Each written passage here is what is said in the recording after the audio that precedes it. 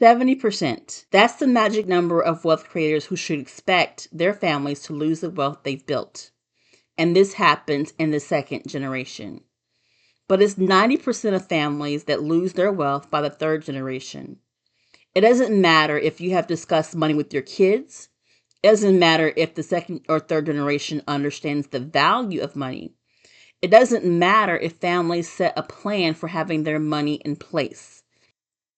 Unless you start making it a priority to build your business legacy through audits, alignments, and advancement, you're just going to blur the lines between building family wealth and divinely preserving family wealth. Yes, they are two different things.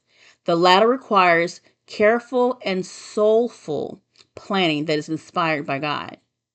Prefer to build a financial legacy that outlives you for several generations to come.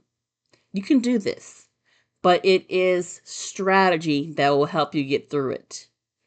In this week's episode, I break down 3 steps for building a legacy business that lasts.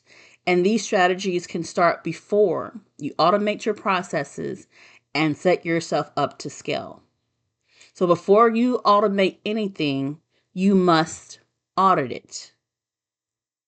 At a high level, there are 3 steps: audit, align, and advance. When you audit, it's because you can't fix what you won't face. If you want legacy level results, you have to take an honest look at where things are leaking time, money, and peace. When you align, your alignment must be greater than the activities, because busyness is not progress. You must align your actions, tools, and team with your actual vision. And then advancement, which comes from simplification. You can't scale clutter. Simplicity in systems is sustainability and success. What most wealth creators get wrong is that they fail to filter their operations through the sense of vision plus capacity. And they try to randomly implement as many systems as they can to anyone they can as quickly as they can. And then they act shocked when the new hire they found on Indeed doesn't perform the task at the same level as before. All because they have not been properly documented, and it hasn't been documented in the way they want it. And now their business actually takes up more time and peace and causes more frustration. 1 Corinthians chapter 14, verse 40 says, "Let all things be done decently and in order." Let me say it again. Let all things be done decently and in order.